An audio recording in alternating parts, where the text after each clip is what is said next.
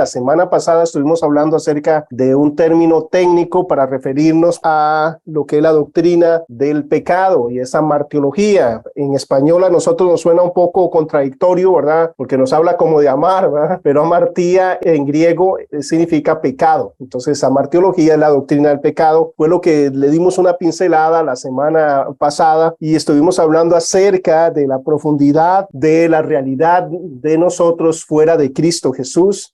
Y cómo, verdad, es que no hay absolutamente ninguna opción para nosotros fuera de Cristo Jesús, como estábamos muertos, separados por culpa del pecado. Vimos aspectos como la imputación del pecado, o sea que el pecado ya nosotros nacimos con esa naturaleza en nosotros, es intrínseco para un ser humano pecar. Le es imposible no hacerlo, nace con esa tendencia y ese dominio y bajo esa oscuridad, bajo esa esclavitud total y absoluta. Eso nos separa de Dios, entonces vemos nuestra imposibilidad, ¿verdad? Para tratar de asirnos de una salvación cuando nosotros estamos totalmente en un estado, ¿verdad?, de separación por el pecado. Nadie nace aprendido, pero para el pecado sí nacemos, ¿verdad? Nacemos ya entendiendo y mintiendo y engañando, etcétera, etcétera. Entonces vemos, ¿verdad?, la necesidad de la salvación tan grande. Y siempre que nosotros hablamos de aspectos de salvación, vamos a hablar de la necesidad, ¿verdad?, de poder hablar de la martiología y la soteriología, que es lo que vamos a dar hoy una pincelada al aspecto de lo que la Biblia dice acerca de la salvación, de la forma de ser salvos. Pero antes de eso quiero solo hacer un recordatorio por medio de este video de cuál es nuestra misión y por qué estamos haciendo todo esto.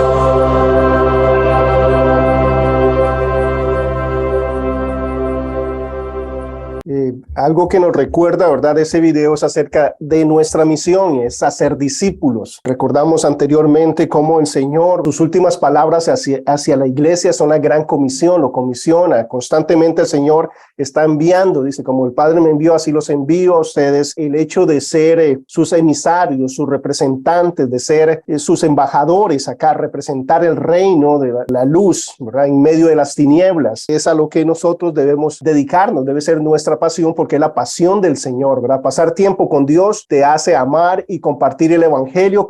Tenemos que analizar cuál es el mensaje bíblico de la salvación. Podemos definir los términos como en el caso del pecado de múltiples formas basados en nuestra forma de ver todas las cosas y no de una forma correcta. La forma correcta es a través de la palabra de Dios. Hoy vamos a estar hablando de lo que la Biblia dice acerca de la salvación. Entonces vamos a dar una pincelada a esta materia que se llama soteriología en un seminario estudio teológico. Dice, es la rama de la teología que estudia la salvación. El término proviene del griego sotería, ¿verdad? Que significa salvación, y logos, que significa estudio, discurso. Entonces el estudio, ¿verdad?, de la salvación, eso es soteriología. Entonces, si queremos parecer ¿verdad?, muy inteligentes, podemos decir que estamos estudiando amartiología y soteriología, ¿verdad? La doctrina del pecado y la doctrina de la salvación, ¿verdad? El punto son puras terminologías. Ahora recordemos, esas terminologías vienen ¿de dónde? De la palabra original en este caso, ¿verdad?, del griego. Entonces, por eso es que se usan esos términos. Simplemente estamos diciendo salvación, ¿verdad? Doctrina de la salvación, decimos soteriología. Amartiología, estamos diciendo en griego, ¿verdad?, doctrina del pecado. La salvación es quizá la doctrina más importante que todos los cristianos debemos comprender, especialmente porque hoy en día existen muchas religiones, sectas,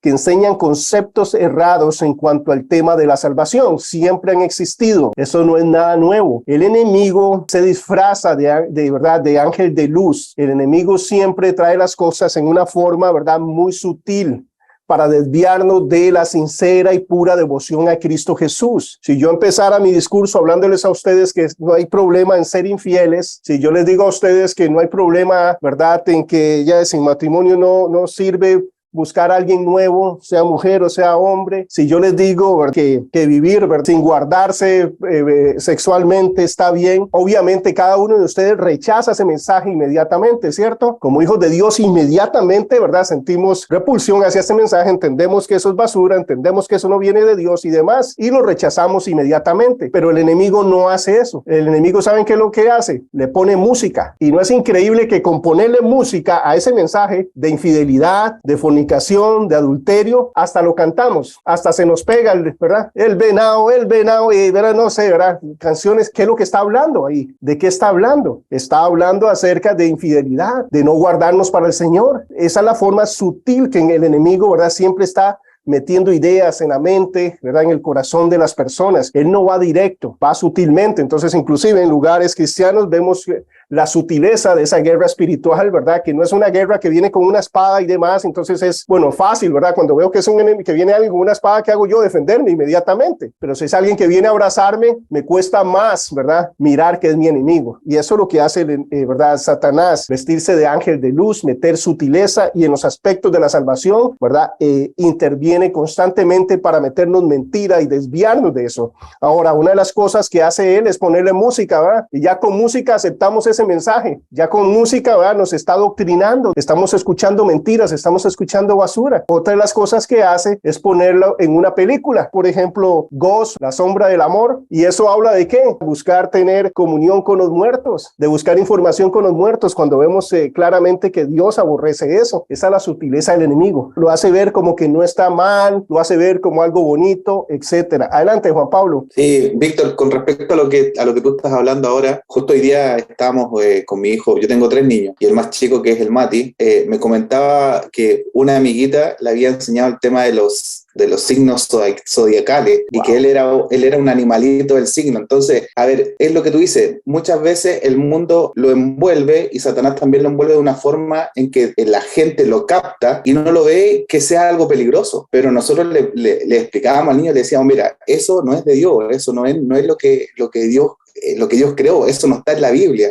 Entonces, muchas veces, y también por otro lado tengo uno ya de 15 años, donde hay cosas que ven que están en el mundo hoy en día, que las ven como que si fueran normales, pero cuando nosotros vamos a la palabra vemos que no es normal. La misma música que tú comentas, hoy en día la música prácticamente habla casi del acto sexual con tu pareja, y llama a un montón de otras cosas, las drogas, y la verdad que estamos en un mundo que está difícil, y de hecho, cuando comenzaste a hablar con el tema y mostraste el video, ¿a qué nos llama Dios hoy en día? Que es a predicar su palabra, a alcanzar esas almas que nosotros tenemos primeramente en nuestro núcleo y nuestro núcleo familiar, y después todo nuestro núcleo de amistades, conocidos, nuestros vecinos, porque al final nosotros somos el reflejo de Dios.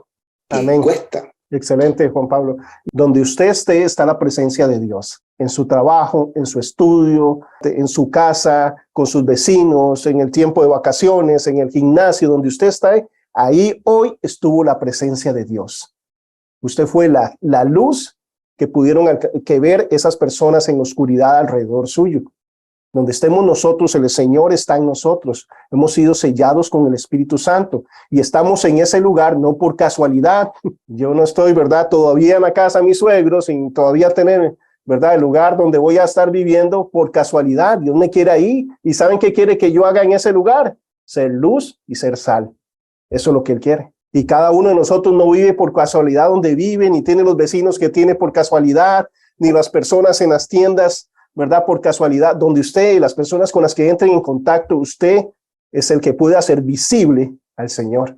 Cada uno de nosotros, las personas no ve a Dios, nos ve a nosotros, que somos su reflejo. Somos reflejo, no tenemos luz propia. Entonces, si yo no paso tiempo con Dios, se nota.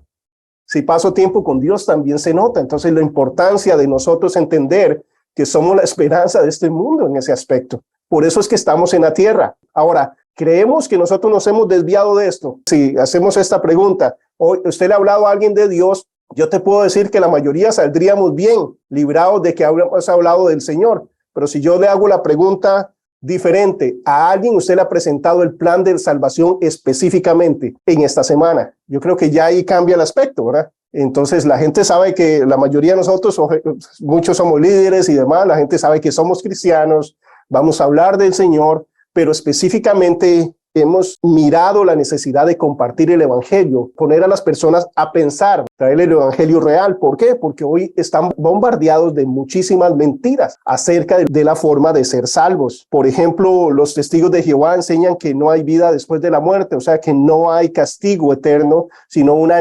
aniquilación, ¿verdad? Son aniquilados, o sea, usted desaparece, deja de existir. Hoy estaba, por ejemplo, viendo un video, me gusta ser actual y no decir cosas, ¿verdad?, de hace 40 años ellos pensaban, no, hoy si usted entra a su página oficial va a ver un videíto donde ellos hablan de que Dios ama a todo mundo y que Dios no puede ser un Dios que mande a la gente, ¿verdad?, a un infierno, que eso es una mala interpretación. Bueno, el primero que malinterpretó fue Jesucristo, ¿verdad?, porque nos dijo que es mejor sacarse un ojo o cortarse una mano que ir al infierno. Yo creo que eso es bastante radical para un lugar que es, ¿verdad?, simplemente simbólico. Jesucristo lo interpretó de esa forma y nos habló acerca de eso. No teman a los que, ¿verdad?, pueden matar el cuerpo, sino aquel que puede, una vez que hemos muerto, ¿verdad?, destruir el alma y enviarla al infierno. Es claro, pero ellos hablan acerca de la perspectiva que no, ¿verdad?, que a un final, ¿verdad?, como Dios es amor, una de las cosas que ellos hacen siempre va a ser malinterpretar los pasajes bíblicos. Entonces se basa en Eclesiastés para hacer doctrina, que es la forma en que se presenta este libro, ¿verdad? Es lo que vio el predicador debajo del sol. ¿Qué es lo que me está diciendo? Esa es la perspectiva humana de la vida, que son ciclos, que es vacío. Por eso versículos ahí dicen, es mejor un perro vivo que un león muerto. Ahora eso es cierto, desde la perspectiva humana sí. Hace más un perro vivo que un león muerto, ¿verdad? Aunque este sea solo un perro y el otro un león colosal y grandioso, si está muerto no va a hacer nada desde la perspectiva humana. Pero para un cristiano eso es cierto. Bueno, Pablo nos dice lo contrario. Pablo nos dice, el morir es ganancia. Dice, estoy en contradicho, no sé qué escoger, si partir para estar con el Señor, porque ellos dicen que, ¿verdad?, también los que han muerto en Cristo están en un grado de inconsciencia, ¿verdad?, no saben nada, como en el limbo. No, o sea, la Escritura dice, Pablo dice, el morir es ganancia, el vivir es Cristo, el morir es ganancia. Cuando nos vemos la transfiguración, ¿verdad?, el Señor aparece ¿verdad?, con Elías y con Moisés. ¿Y qué es lo que pasa ahí? Están conscientes. Y ya ellos habían partido con el Señor hace muchos años. Vemos el rico y Lázaro. La doctrina es clara, pero para ellos hablan desde esta perspectiva. Van desviándonos del verdadero, simple sentido, ¿verdad?, de lo que el Señor nos enseña acerca de la salvación. Y si habla acerca de un infierno, ¿verdad?, eterno, por siempre y por siempre. Como tan seguro es que nosotros vamos a pasar en gloria por la eternidad, vamos a pasar con el Señor, es tan cierto que aquellos que no creen en Cristo Jesús como su Señor y Salvador van a pasar la eternidad en este lugar de tormento. Eso es lo que dice la Escritura. Ahora, ¿por qué hablamos de la Escritura? Porque es nuestra fuente de verdad, porque todo lo demás es relativo, pero la Escritura es nuestra fuente de verdad. Algunos de ustedes que estuvieron en el primer curso de bibliología, nosotros pudimos ver, ¿verdad?, claramente con evidencias científicas, arqueológicas y demás, cómo nosotros podemos hablar de que la Biblia es veraz desde la perspectiva que el mensaje que hoy tenemos es el mensaje que ellos hablaron. Entonces, en su Biblia, ¿verdad? Lo que está acá es lo que ellos hablaron. Entonces, eso se logra a través de los documentos, de los manuscritos que están en los museos. No existe un libro más seguro que la palabra de Dios en la transmisión del mensaje. El hecho de que nosotros entendemos por medio del Espíritu Santo, por la revelación y en nuestra vida práctica que esto es la palabra de Dios, esa es la parte que es el aspecto de fe. Pero cuando hablamos de un aspecto científico es en el que esto que está diciendo acá es lo que verdaderamente dijo Jesús, dijeron los apóstoles, dijeron, ¿verdad?, los profetas, etcétera. Eso se logra a través de las copias, a través de todos los documentos que hay. Una de las evidencias más fuertes que existen son los rollos del Mar Muerto, los rollos que se encontraron en las cuevas de Qumran. ¿Por qué? Porque esos documentos, por ejemplo, cuando nosotros hablamos de los papiros para el Nuevo Testamento, hablamos acerca de una evidencia tan vasta como más de 36,000 evidencias, 36,000 copias, y son tan antiguas como 60 años, 100 años después, ¿verdad?, del Evangelio, de la persona que lo escribió. Ahora, cuando nosotros vamos a otros tomos como la Ilíada, lo más cercano son 600 años, 800 años, y verdad, y muy pocas copias. Entonces, para un libro antiguo, de lo que hay en el museo a lo que hay, verdad, a cuando fue escrito, hay hasta 1500 años, y nadie lo pone en las universidades en dudas que Homero escribió la Ilíada, por ejemplo. Pero hay apenas 600 copias, es el libro que más tiene, ¿verdad? O 200, no recuerdo exactamente el dato. Digámosle 600, y con una diferencia de alrededor de 800 años del Nuevo Testamento tenemos 36,000, no compite, ¿verdad? Para el Antiguo Testamento ocurría lo siguiente: como los hebreos dejaron de hablar su idioma, fue en el periodo Masoreta que empezaron ellos a volver, ¿verdad?, a practicar la lengua hebrea. Pero lo que se tenía en el museo era en hebreo, era alrededor del año 800 después de Jesucristo, en un museo. O sea, hace 1200 años, documentos de hace 1200 años. Por eso se emocionaron todos los escépticos, agnósticos y demás. ¿Por qué se emocionaron? Porque encontraron documentos que no podían alterar a nadie, que databan del año 150, 250 años antes de Jesucristo. Entonces, de lo que existía en un museo, de lo que tenemos nosotros, más antiguo, en hebreo, a lo que encontraron ellos, habían 1100 años de diferencia entre este documento y este. Ahora, si yo les digo a ustedes que me digan qué dije yo la semana pasada, bueno, lo primero es que ni se acuerdan qué dije, eso es lo primero. Pero si se acordaran, van a parafrasearlo y quién sabe con qué salimos, ¿verdad? El teléfono chocho. Entonces, imagínense la emoción de todos los escépticos y demás, decir, mira, lo que ellos tienen no pueden tocarlo, está escrito, aquí está en el museo, ¿verdad? La copia de Isaías 53 en el museo, 800 años después de Jesucristo, y este de 200 años antes de Jesucristo. Hay 1000 años de diferencia de esto a esto. Vamos a ver el teléfono chocho, y que lo que ellos tienen aquí ha sido adulterado, no tiene, ¿verdad?, fidelidad, etcétera, etcétera. 1000 años de diferencia. Siendo conservadores, como 1200 años. Pero bueno, imagínense la diferencia. ¿Saben qué hacen? Pegan Isaías 53, el Mesías sufriente. La diferencia ahí es una palabra, 3 letras que dicen luz. Hay 16 errores que son, ¿verdad?, como de acentuación, cosas insignificantes que no cambian absolutamente el contenido, pero la única diferencia de esos textos a lo que teníamos es la palabra luz, una letra, ¿verdad?, una palabra de 3 letras, y que es sostenida por los textos griegos, que sí tenemos textos griegos muy antiguos. La Septuaginta es la primera traducción de la Biblia, que data del año 250 antes de Jesucristo, de ese periodo donde Ptolomeo, él mandó a escribir en griego todos los libros importantes de las culturas. Entonces trajeron 72 eruditos a Alejandría, y ahí ellos hicieron la primera traducción de la Biblia, 200 años antes de Jesucristo. Obviamente está hablando de la Torá, del Pentateuco, y esa fue la primera traducción que existía antes de Jesucristo. Como 150 años ya estaba todo el Antiguo Testamento, los 24 libros, 22 para ellos, que son los 39 de nosotros, por las diferentes divisiones y uniones que ellos hacen en los libros. Pero ya estaba eso antes de Jesucristo. Entonces, por las citas, cuando yo hablo, ustedes se dan cuenta si yo estoy usando Reina Valera, ¿cierto?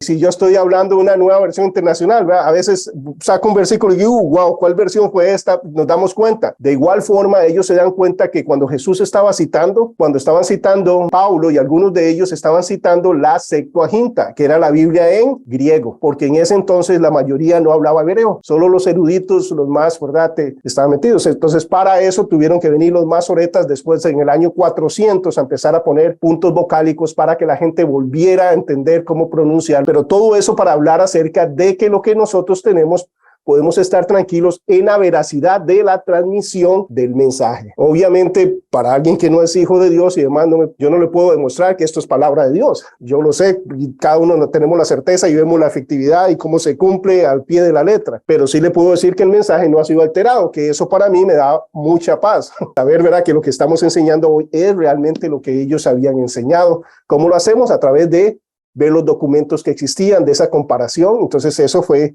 algo, ¿verdad?, grandioso, maravilloso, y por lo tanto no se habló nada más al respecto cuando estaban emocionados, ¿verdad?, de lo que ellos iban a comprobar. Solo para hablar de la evidencia. Por eso es que todo lo que nosotros enseñemos, de dónde sacamos nuestra fuente, ¿verdad?, es la palabra de Dios. Y tenemos evidencias para hablar acerca de lo que tenemos ahí, fue lo que ellos habían dicho. Los testigos de Jehová tienen que hacer variaciones, cambiar cosas para poder manejar estas falsas enseñanzas. Otros piensan que en la eternidad no habrá infierno, ya que es imposible que un Dios de amor condene a las personas. Esto es algo muy popular. ¿A alguien le gustaría que no exista el infierno? Pues haga lo que quiera, haga lo que no existe el infierno. O la teoría de algunos, el infierno no es aquí.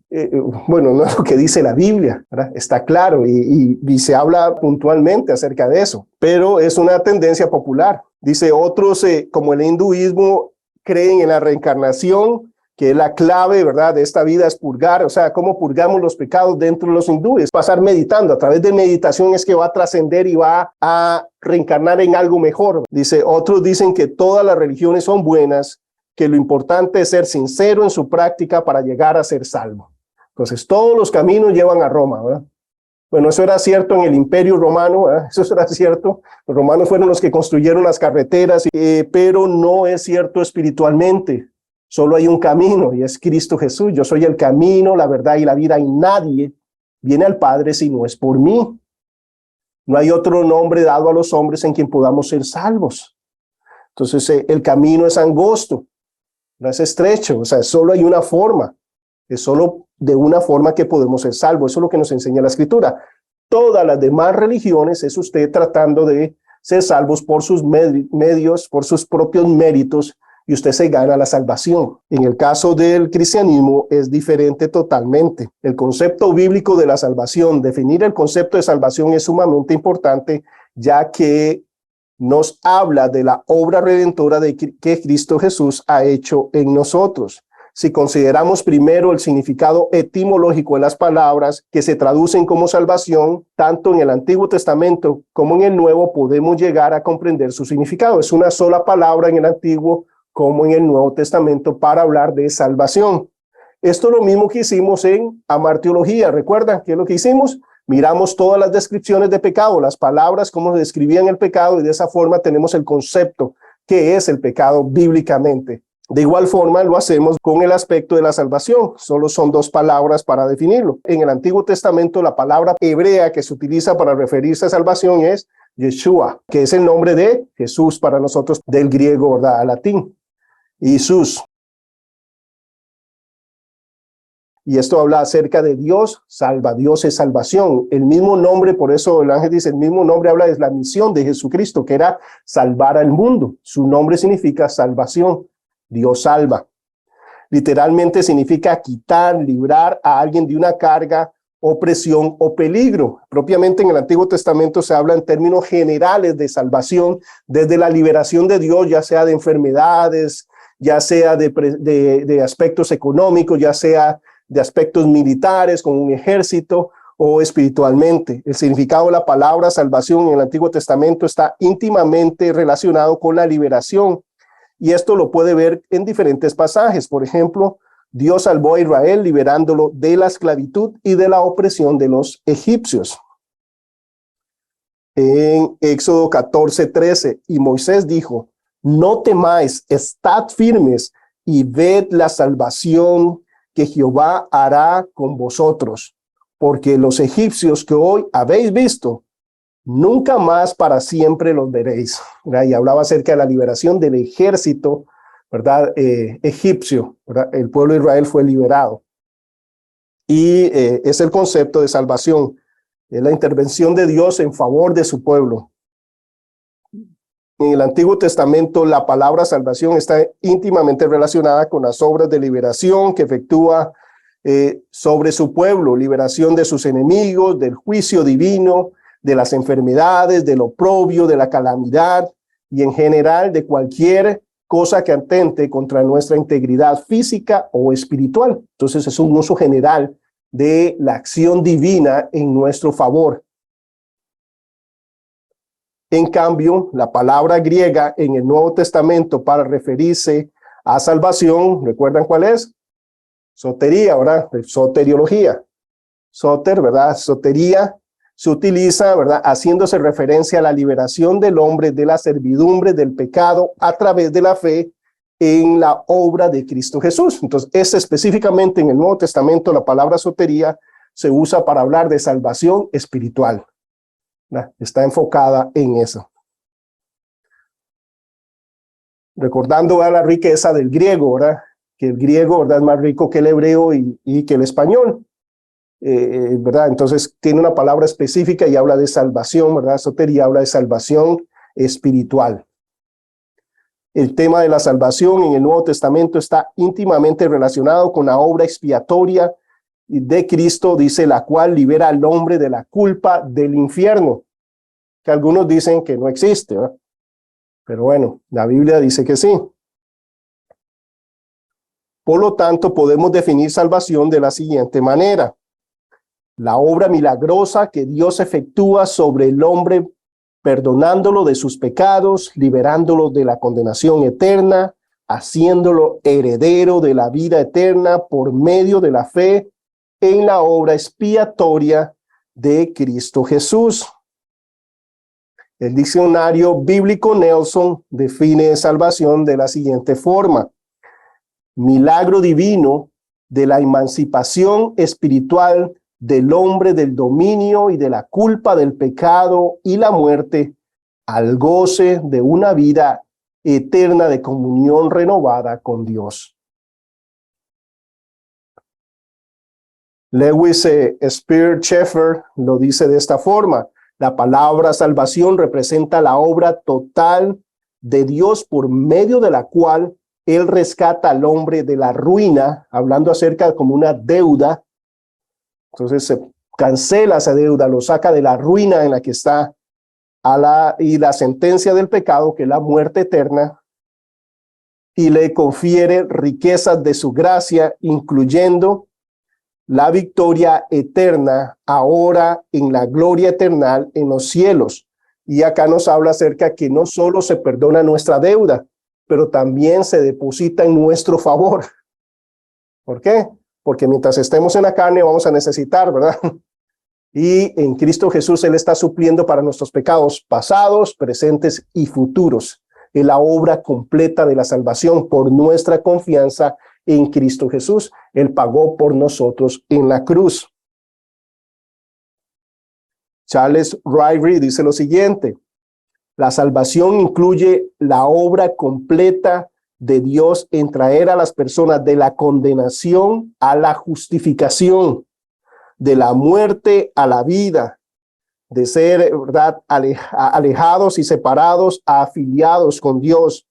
Desde una perspectiva humana incorpora todas las bendiciones que de estar, dice, en Cristo, y trae, por tanto, en esta vida como una vida venidera. Nosotros empezamos a gozar del Señor, de esta salvación acá en la tierra. Podemos vivir en victoria, ya no tenemos que vivir esclavos del pecado, no tenemos que practicar el pecado, podemos vencer, vivir en plenitud, caminar en esa forma. Eso nos provee nuestra salvación en Cristo Jesús. La salvación es mediante la fe, es por gracia mediante la fe. Entonces, ¿por qué somos salvos? Por gracia, por medio de la fe. Entonces es un regalo de Dios. ¿Y cómo abro ese regalo? A través de mi fe. Acepto el regalo. La fe no es una obra, la fe es un regalo de Dios que ha puesto en mí para aceptar su regalo de la salvación. Efesios 2, del 8 al 10. Porque por gracia sois salvos por medio de la fe. Y esto no de vosotros, pues es don de Dios, no por obras para que nadie se gloríe, para que nadie se jacte, para que nadie crea que es por algo intrínseco en él, para que nadie, ¿verdad?, se sienta orgulloso de lo que él hizo, sino es simplemente un acto de humillarse y entender, soy salvo por la obra de Cristo.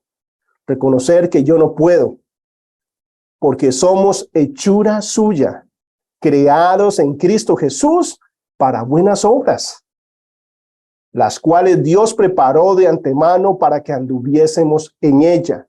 Ok, una vez que hemos sido creados en Cristo Jesús, vamos a producir buenas obras. ¿Cuáles buenas obras? No, yo tengo que inventármelas y ver que no tengo que doblar rodillas porque ya están previstas para nosotros. Entonces, es ser sensibles a qué es lo que Dios quiere que nosotros hagamos, que tenemos claros para hacer hoy.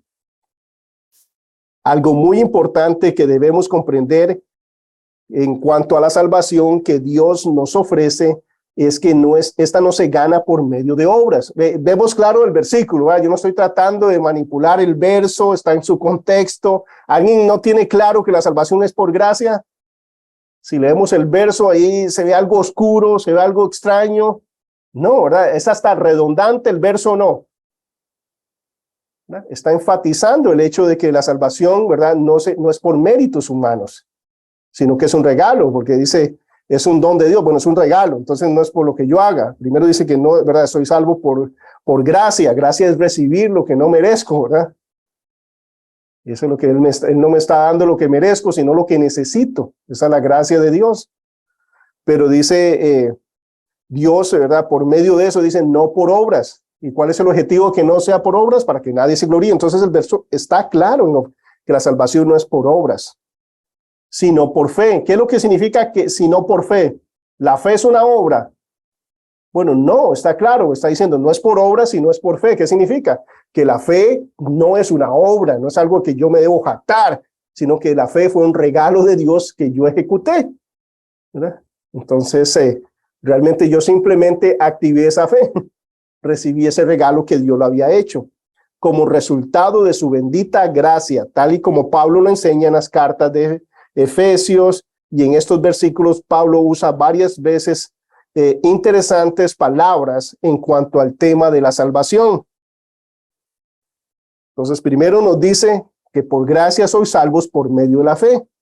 Aquí se nos dice que la salvación interviene en dos factores importantes. Uno, la gracia de Dios, y luego la fe, el regalo que Él nos ha dado, para que yo activo. Dice, ¿qué es gracia? La palabra griega que se traduce como gracia es charis o caris, de donde viene, ¿verdad?, nuestra palabra carisma, ¿verdad? Alguien carismático, alguien, ¿verdad?, que tiene muchos dones, muchos regalos, y eso es lo que está hablando. Literalmente esta palabra significa hacer merced, hacer un favor a alguien que no lo merece. Este es ¿verdad?, el principio bíblico de todo lo que nosotros hacemos en cuanto al perdón, en cuanto a ayudar a los demás, ¿verdad? No le damos a las personas lo que merecen, sino lo que necesitan. Dios no nos da lo que merecemos. ¿Qué mereceríamos? Bueno, tenemos una naturaleza pecaminosa que nos separa de Él. Mereceríamos la muerte. Pero Él no nos da lo que merecemos, ¿verdad?, sino lo que necesitamos. Tampoco nos da lo que le pedimos. ¿Recuerdan cuando están bajando el paralítico, abren el techo, ¿verdad? Él llega, ¿verdad?, está delante de Jesús y Jesús se quiebra y le da a esta persona lo que necesita, no lo que sus amigos estaban esperando que le diera, no lo que ellos pedían, que era su sanidad física. Jesús lo ama aún más, ¿verdad? Y dice, bueno, si lo sano físicamente, igual, ¿verdad?, va a ir a un infierno sano. Pero su necesidad más grande es espiritual. Entonces le da a esa persona lo que necesitaba, que era el perdón de sus pecados. ¡Wow! Esa es la gracia de Dios. Esa es la misericordia que Dios tiene. Que aunque Él viene por menos, Dios le da más. Y ve su necesidad, y es su necesidad espiritual. Entonces, eso es lo que literalmente significa, ¿verdad?, gracia. Darle a la persona lo que la persona necesita, no lo que merece. no lo que, ¿verdad?, te quiere a veces. El doctor Lehman Strauss solía diferenciar entre gracia y misericordia de la siguiente forma. Gracia es recibir lo que no merecemos. No merecemos ser salvos porque hemos fallado delante de Dios. Dios nos hace merecedores. Ahora, lo justo es que seamos salvos. ¿Por qué es justo que ahora seamos salvos? Porque Cristo pagó por nosotros. Él pagó por nosotros. Entonces, como Dios es justo, yo voy a ser salvo. Porque mi confianza está en la obra redentora de Cristo Jesús. Dios no puede negarse a sí mismo. No es que soy salvo ahora porque como Dios nos ama. No, alguien tiene que pagar porque la justicia tiene que cumplirse. Sin derramamiento de sangre no hay remisión de pecados. Sin que se derrame sangre no se quita el pecado.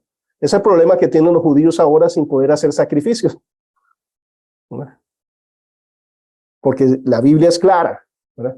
Si no hay derramamiento de sangre, no hay remisión de pecados. Por eso era un constante sacrificio, ¿verdad? Sacrificando animales y animales. Ahora ya no es necesario porque Cristo, ¿verdad?, es el supremo, máximo y perfecto sacrificio que se dio una vez y para siempre para nosotros. Y misericordia es no recibir lo que merecemos. No recibimos la condenación. Esa es la misericordia de Dios. Precisamente eso es lo que la gracia, eso es lo que es la gracia. Es alguien que no lo merezca, reciba un regalo. Alguien que no mereciéndolo, ¿verdad?, recibe un regalo tan precioso, tan valioso, como es la salvación de su alma. Y al mismo tiempo recibe misericordia, es decir, no recibe el pago de sus pecados, que era algo que merecía. Entonces, ¿por qué? Porque Cristo pagó en nuestro lugar. Entonces, era necesario, ¿verdad?, que Dios mostrara su amor a través de enviar a su Hijo, pero la justicia de Dios tenía que ser, ¿verdad?, satisfecha. ¿Cómo lo hizo? A través de que Cristo Jesús pagó por nosotros. Es un aspecto totalmente legal desde esta perspectiva, algo justo, correcto. Todo lo que se recibe por fe, dice, todo se recibe por fe. La palabra fe viene del griego pistis, la cual dice que la salvación es a través de creer. Creer que Jesús puede perdonar nuestros pecados y salvarnos de la condenación eterna. Es un acto de humillarnos, de entender que nosotros no podemos. Es ahí donde tenemos que llevar a las personas. ¿Qué pasa si yo llego, verdad, y simplemente llego y digo, disculpe, verdad, Johan, quiero decirle que alguien pagó, verdad, $500, verdad, por una multa que a usted le conferían, ¿verdad? Entonces, eso serían buenas nuevas para Jonathan, para Johan. Si yo le digo a Johan que alguien, ¿verdad?, pagó por él $500 de un parte policial. Entonces, sí, claro. Johan, sería buenas noticias para usted si yo digo que alguien pagó $500 en este momento, ¿verdad?, por una multa de tránsito que usted tenía. Excelentes noticias. ¿Por qué? Si usted ni siquiera anda manejando. Bueno, es una multa que yo tenía ya antes, ¿no? Ah, sí sabía. Sí tenía multa. Sí, sí. Multa.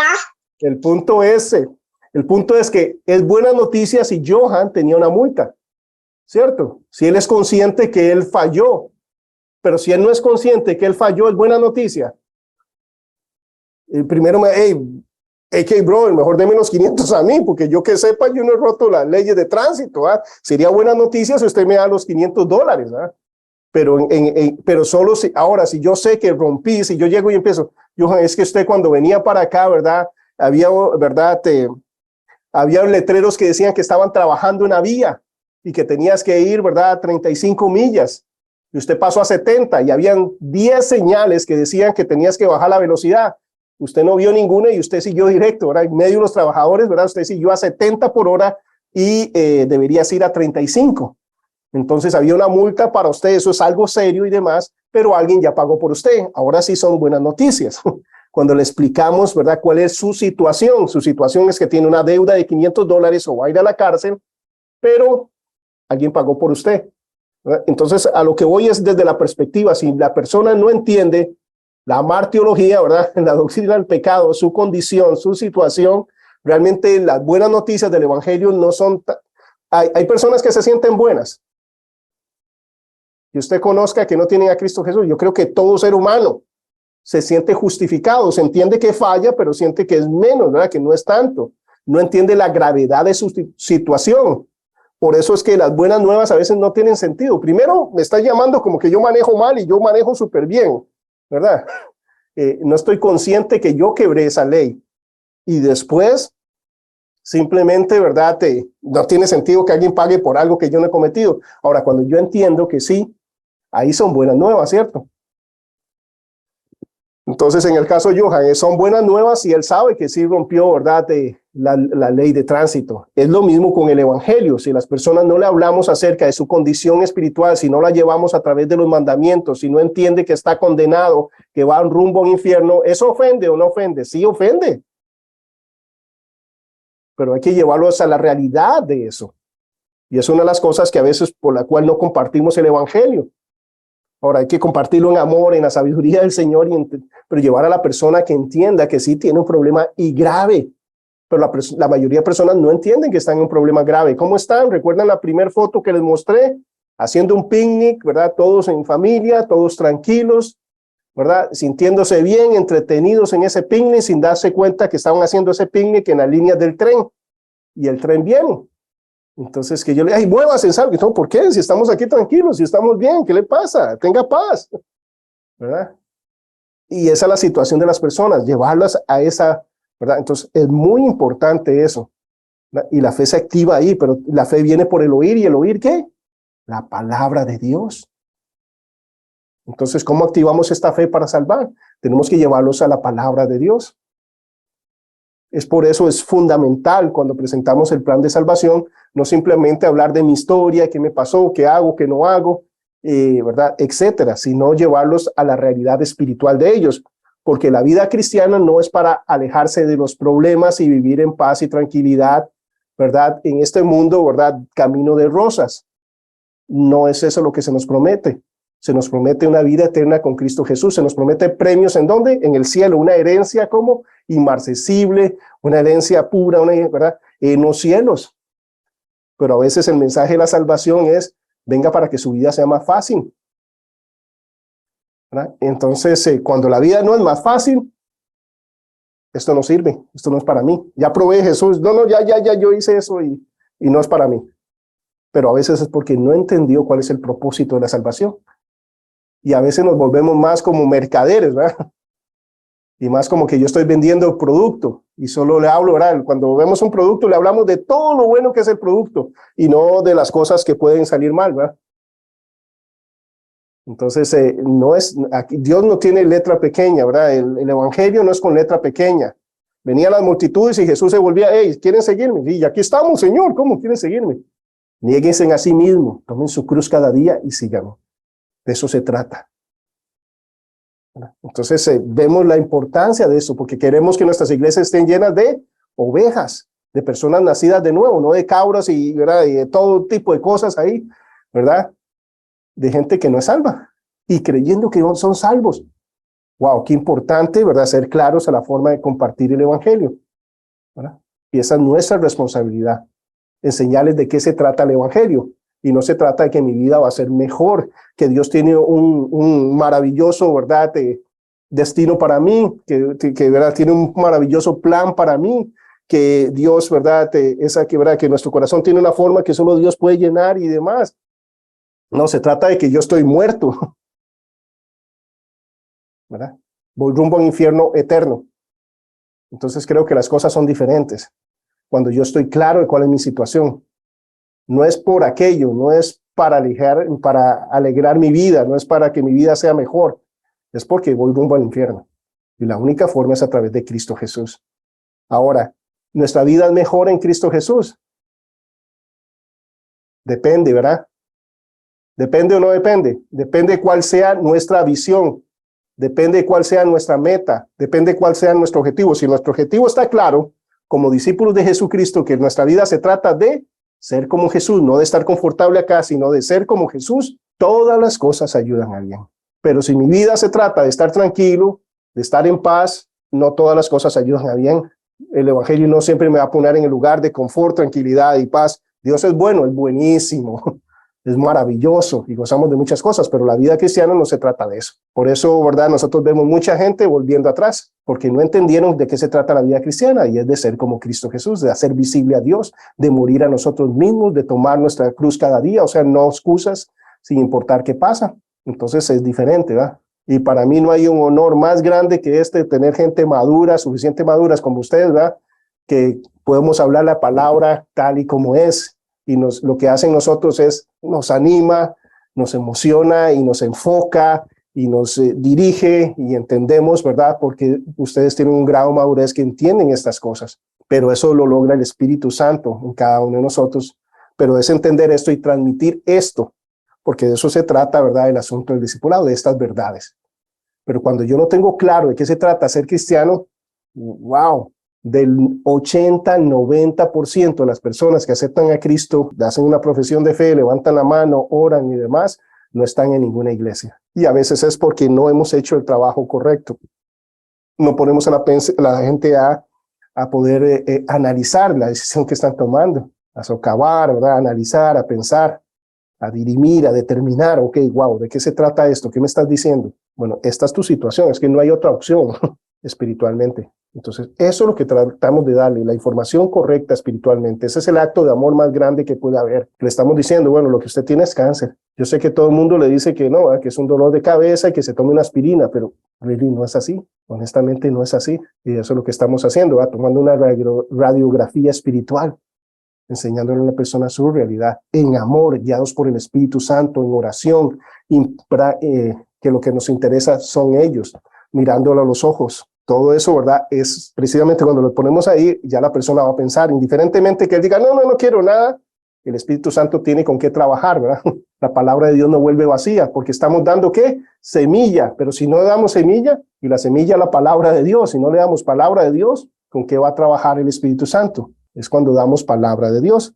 Además de esto, se nos dice que la salvación no es por obras, de nuevo enfoca, y esto no de vosotros, pues es un don, un regalo de Dios, no por obras para que nadie se gloríe. Una vez más, Pablo nos deja claro que la salvación no depende del esfuerzo humano, de su voluntad de hacer buenas obras, ya que es un don de Dios, un regalo de Dios. La palabra que se traduce en griego, ¿verdad? Es dorón, ¿verdad? Nosotros ahí donde vimos dote, ¿verdad? Dota, dice y literalmente significa regalo. Allí que el apóstol diga que la salvación no puede ser ganada por medio de las obras, ya que es un regalo de Dios. No es un premio, sino un regalo. Por tanto, la obra de la salvación es producto de la enorme misericordia de Dios que le ofrece de una manera gratuita a los seres humanos, todo a través de la fe en su Hijo Jesucristo. Y esta jamás se dice ganará por medio de buenas obras o de religión. Gálatas 2:16, sabiendo que el hombre no es justificado por las obras de la ley, por cumplir los mandamientos, sino por la fe en Jesucristo. Nosotros también, porque es para todos, Pablo está diciendo, no, para mí no es diferente, todo ser humano.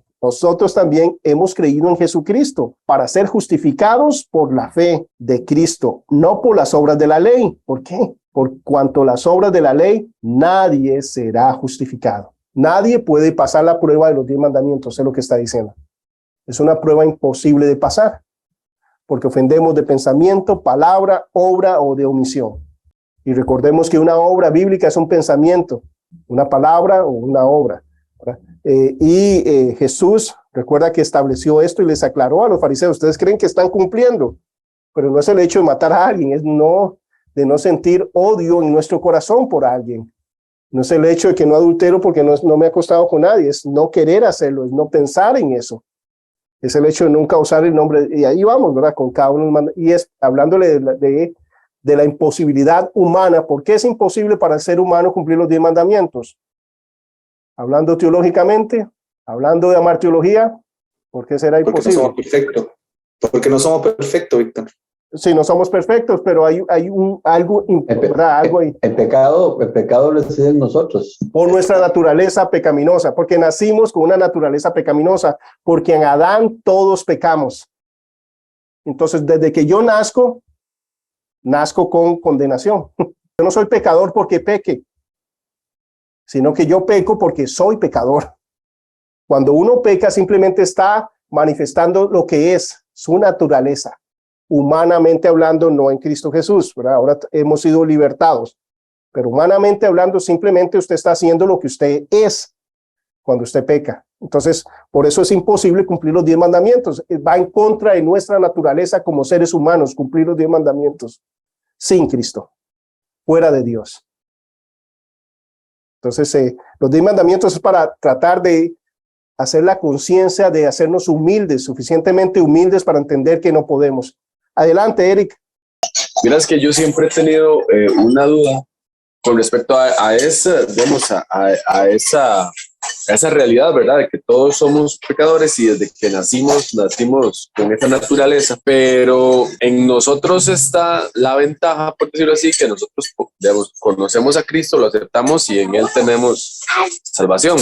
Pero, ¿qué pasa, Víctor, con estas personas, por ejemplo, qué sé yo, que tienen estos síndromes como el síndrome de Down o Asperger o autismo muy severo? Pues no sé específicamente el caso como tal, ¿verdad? Porque no te puedo decir, bueno, hay versículos que nos pueden guiar en esa dirección. Lo que tenemos con certeza es lo siguiente: Dios es justo. Dios no va a alguien, ¿verdad?, que tiene una enfermedad a pasarlo como, ¿verdad?, como alguien que deliberadamente peca. Dios es lleno de gracia, lleno de misericordia. Molió a su propio hijo en una cruz en favor de los que sí tenemos conciencia, sí sabemos que no tenemos que pecar y pecamos deliberadamente contra Dios. Dios es justo, es amoroso, y su plan, ¿cuál es? Que ninguna persona se condene, sino que todos procedan al arrepentimiento. Esa es la voluntad del Padre. Entonces, obviamente, alguien que no está en sus capacidades va a estar justificado, como lo es el niño hasta cierto momento, no sé qué grado de conciencia, pero como David dijo, es imposible que tú vengas a mí, porque ya murió el niño, pero un día yo te veré. ¿Hablando de qué? De que te van a encontrar en los cielos. En general, yo sé que Dios, ¿verdad?, nunca va a hacer nada injusto, es contra su propia naturaleza. Yo lo que quiero es compartirles un testimonio. A mí me pasó con mi papá. Bueno, mis papás no son cristianos y yo siempre he compartido con ellos la palabra. En un momento a mi papá le diagnostican Alzheimer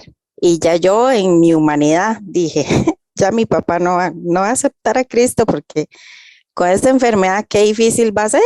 Y ya él está un poquito avanzado con la enfermedad.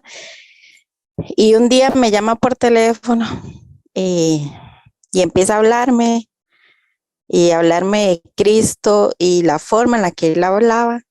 Bueno, yo solo lloraba. Yo casi no podía hablar, yo solamente lo escuchaba y yo lloraba. Yo decía, es que esta forma en la que el que me está hablando de Cristo tiene que habérselo revelado el Espíritu Santo, porque no había otra forma. Y él está ya en una etapa que él todo se le olvida muy rápido. Y bueno, eso para mí yo dije, wow, eso es Dios diciéndome que para él no hay nada imposible. Cuando él le diagnosticaron la enfermedad, yo dije, bueno, a mí solo me queda orar por mi papá, porque ahí es donde se ve, ¿verdad?, que Dios es el que hace que esa semilla dé fruto y él puede hacerlo. Para él no hay nada imposible. Amén, amén. Sí, agotar todos los recursos, ¿verdad? Mientras estén nuestras posibilidades, compartir el evangelio. Dios es soberano y demás, ¿verdad? Entonces nosotros podemos esperar en Él lo mejor. Y dentro de eso sé que no va a hacer nada, ¿verdad?, que vaya contrario a su naturaleza. A nivel general, eso es verdad. Yo me baso en lo que sé, no lo que no sé, ¿verdad?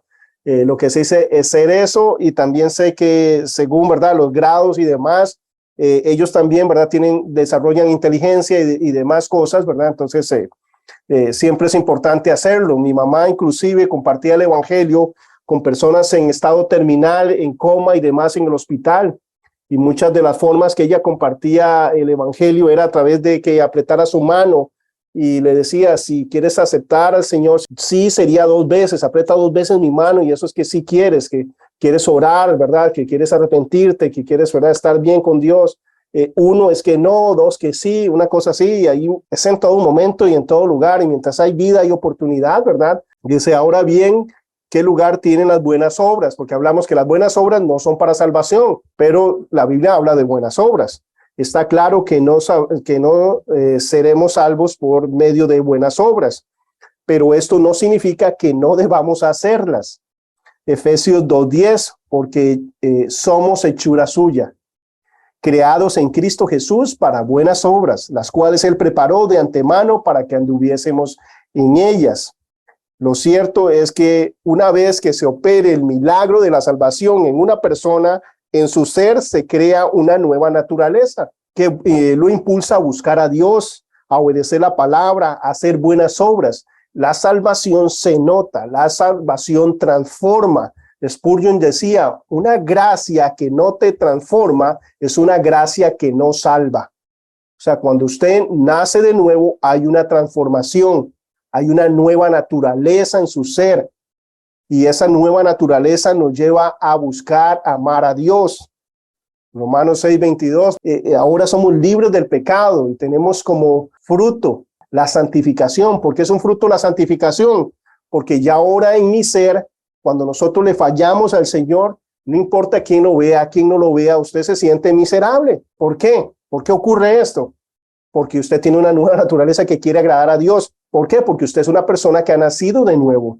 El problema del pecado para la persona sin Cristo Jesús es, si se dan cuenta, es las consecuencias, es lo que los demás piensen. Mientras no haya una consecuencia inmediata, mientras los demás no se den cuenta, yo sigo practicando. Por eso una prueba que nos habla acerca de que somos salvos, nacidos de nuevo, es el hecho de esa tristeza cuando le fallamos al Señor, indiferentemente que nadie nos vea, porque hemos nacido de nuevo y tenemos esa naturaleza en nosotros. Como está la naturaleza que nos impulsa a pecar, está esta que nos impulsa a hacer las cosas y la obra de Dios.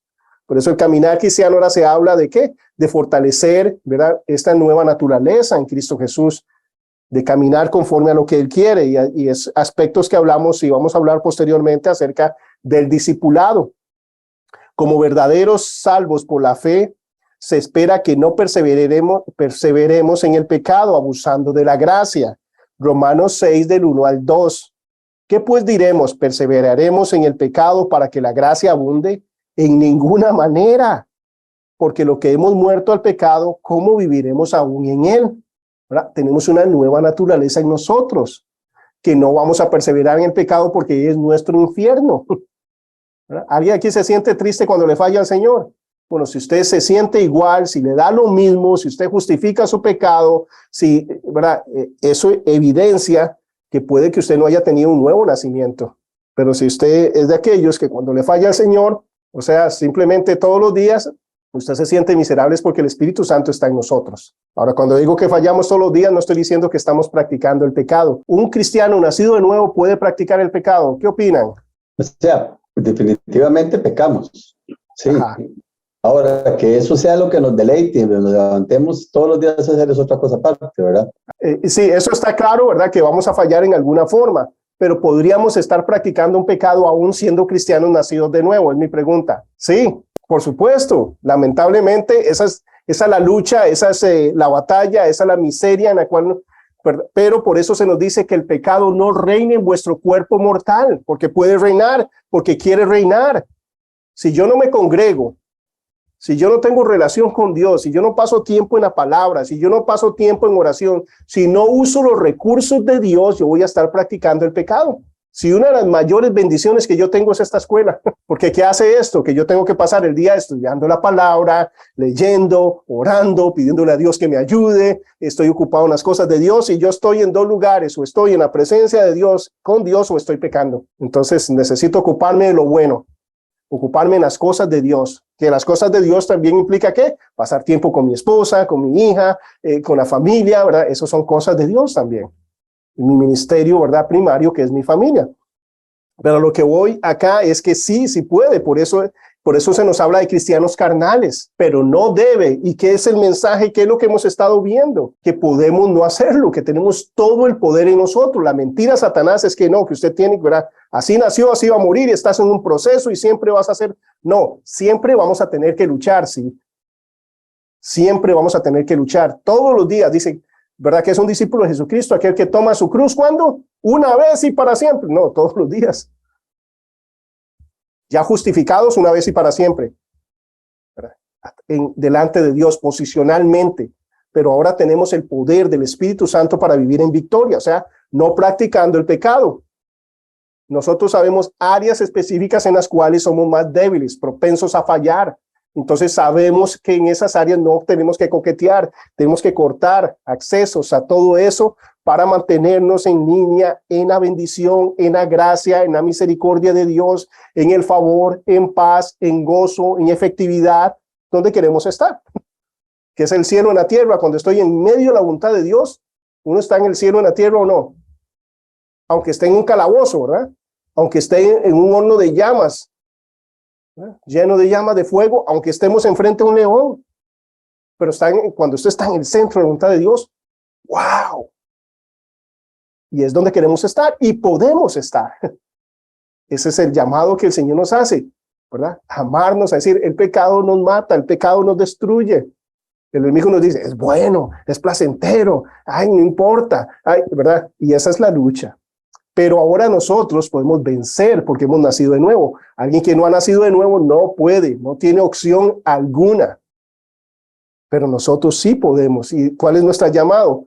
Primero nosotros a estar viviendo en victoria y llamar a nuestros hermanos, a nuestras hermanas a ser efectivos, a no dejarse engañar por Satanás y poder vivir con gozo, con paz, con plenitud. ¿Cómo? A través de la obediencia. Todo se basa en la obediencia. ¿Cuál fue el secreto de Jesús? ¿Obedeció al Padre en qué? En todo. ¿Cuál es el secreto de una vida próspera, victoriosa, gozosa, plena, efectiva? Obediencia a Dios. Vida, recuerden, ¿verdad? Los términos. Prosperidad desde la perspectiva, voy a cumplir el plan de Dios para mi vida.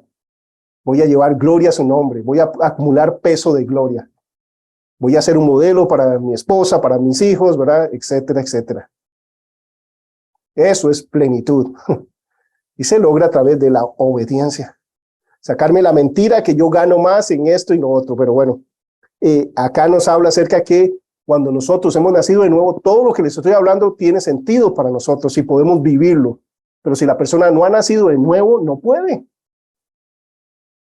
Acá se nos habla en Gálatas 5 que una de las cosas cuando nazco de nuevo son los frutos del Espíritu. Son frutos, no obras. No es practiquemos gozo.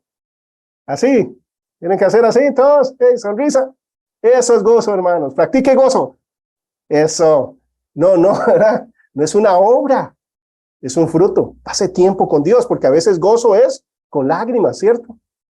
Pero con una certeza que Dios no nos ha dejado, que lo que viene es mejor, que esto es momentáneo, que esto es pasajero, ¿verdad? Que estoy con mi paracaídas listo para saltar de aquí porque ya, ¿verdad? Quiero estar con Él. Pero haciendo lo que tengo que hacer en este momento. Entonces, una de las cosas es que refleja eso, la salvación transforma y se nota. También se espera que hagamos buenas obras, porque desde el momento de nuestra conversión venimos a ser como un árbol. Eso es lo que la Biblia nos habla. Salmo 1 es un salmo maravilloso que nos habla de un árbol frondoso, ¿verdad? Que está junto a corrientes de agua, que su fruto no cae, que sus hojas, ¿verdad? Están siempre verdes. Y entonces acá nos habla acerca de que venimos a ser como un árbol, dice, y es imposible que el árbol bueno dé malos frutos. Mateo 7 del 17 al 20. Así que todo árbol da buenos frutos, todo buen árbol da buenos frutos, pero el árbol malo da frutos malos.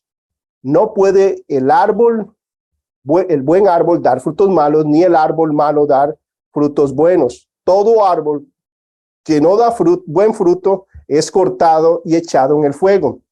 Así que por sus frutos los conoceréis. Algo importante es que vemos, acá podemos hablar del converso y el inconverso, ¿cierto? ¿Cómo se presenta la figura de una persona sin Cristo? ¿Cómo qué? Como un árbol. ¿Cómo se presenta la figura de una persona en Cristo? ¿Cómo? Como un árbol. ¿Qué hace la persona que está en Cristo Jesús? El árbol que está en Cristo Jesús, ¿qué es lo que hace? Da fruto. ¿Qué es lo que hace la persona que no tiene a Cristo Jesús? ¿Qué es lo que hace? Da fruto. Entonces, ese es el problema que tenemos, que es fruto, ya sale aunque no queramos. Entonces, si yo sigo en mi naturaleza pecaminosa, si yo no soy salvo, ¿qué es lo que va a salir de mí? Pecado, pecado, pecado, egocentrismo, etcétera. Es natural. Simplemente estoy siendo lo que soy. Pero cuando estoy en Cristo Jesús, van a salir frutos buenos. Por ejemplo, cuando yo fallo, ¿qué es un fruto bueno? ¿Qué sería un fruto bueno cuando yo le fallo a una persona? Si yo ofendí a alguien, ¿qué sería un fruto bueno? ¿Qué hablaría de que yo soy un árbol bueno? El perdón. Ser humilde. Ser pedir humilde. perdón, Ser humilde. ser humilde, reconocer, arrepentirme. ¿Por qué puedo hacer esas cosas? Porque soy un árbol bueno. Pero si soy un árbol malo, o sea, no he nacido de nuevo, ¿qué es lo que pasa? Voy a estar justificado. No, ellos tienen que venir a pedirme perdón a mí. No, es que ellos son los que hicieron, es que esto, y empiezo a justificarme, porque soy un árbol, ¿verdad?, que no ha nacido de nuevo. Pero el árbol bueno, ¿saben qué? Tiene que encontrarse con su Señor, con su fuente de agua. Y cuando yo estoy a solas con Dios, ¿qué me va a mandar a hacer el Señor? Cuando yo discuto con alguien, digamos mi esposa, que a veces, ¿verdad? Digamos, ¿verdad? Entonces, si yo discuto con ella y yo me quedo ahí, el enemigo me dice 1000 razones para no disculparme, para no hacer lo correcto, para no modelar a Cristo Jesús, etcétera, etcétera, etcétera. ¿Verdad? Ahora, y me da pasajes bíblicos, ¿verdad?, para pelear con mi esposa, ¿verdad? Pero si yo voy a la presencia de Dios, ¿saben qué pasa? Todo se desborona y el Señor me dice, ve, ámala y enséñale quién es Cristo. Perdona, modela, sirve. Eso es tu responsabilidad. Tú, delante de mí, ¿quieres tener relación conmigo? ¿Verdad? Es así. Ámala como yo te amo. A ese nivel, tienes el Espíritu Santo en ti. ¿Verdad? Entonces, ¿cambia o no el asunto? Ok, como es un árbol bueno, eso es lo que está recibiendo. ¿Cómo se alimenta el árbol? A través de la fuente de agua, a través de Cristo. A través de estar en la palabra, estar en la oración. Entonces, ya no sé, ¿verdad? Ese es el punto. Ahora, ¿qué es lo que el enemigo quiere? Que usted no vaya a la fuente. ¿Recuerdan las 13 fuentes o principios que el Señor nos da, las 3 herramientas para que nosotros podamos vivir una vida como a Él le agrada, para poder vivir en plenitud, en gozo y en paz? Las 3 cosas que el cristiano tiene que practicar en su vida para vivir en esa plenitud. ¿Alguien recuerda las 3 cosas que vimos en el curso de consejería bíblica? Me acuerdo de la oración. La oración. La palabra, creo que la palabra. Y el Espíritu Santo. Esas son las 3 cosas con las cuales yo puedo crecer. Son los recursos que Dios me suple a mí. Pero si yo no vivo con esos 3 recursos, ¿verdad?, no vamos a poder vivir en plenitud y en la forma que Dios quiere. Entonces necesito estar, ¿verdad?, y utilizar los recursos que Dios me da. No es a través de mi sabiduría, de mi conocimiento, sino es a través de, ¿verdad?, su poder. Pero acá nos habla, eso es lo que ocurre cuando alguien, ¿verdad?, acepta a Cristo Jesús como verdad, cuando nace de nuevo, ¿verdad? Como verdaderos hombres y mujeres salvos, se espera que hagamos buenas obras, no porque a través de ellas seremos salvos, sino porque esas obras son evidencia de nuestra salvación. Es evidencia, o sea, no hacemos obras nuevas obras buenas para ser salvos, sino porque somos salvos es que las hacemos. Por lo que somos, es que es la naturaleza que ahora tenemos. Santiago toca el tema de las obras y la fe y nos pone claro y nos dice, la salvación se nota. La salvación transforma, es una metamorfosis, no es, ¿verdad? Sí, a los 10 años yo recibí al Señor, ahora vivo como quiera, hago todo, pero yo hice una oración una vez, entonces no es lo que dice la Biblia, hay una transformación, hay un cambio.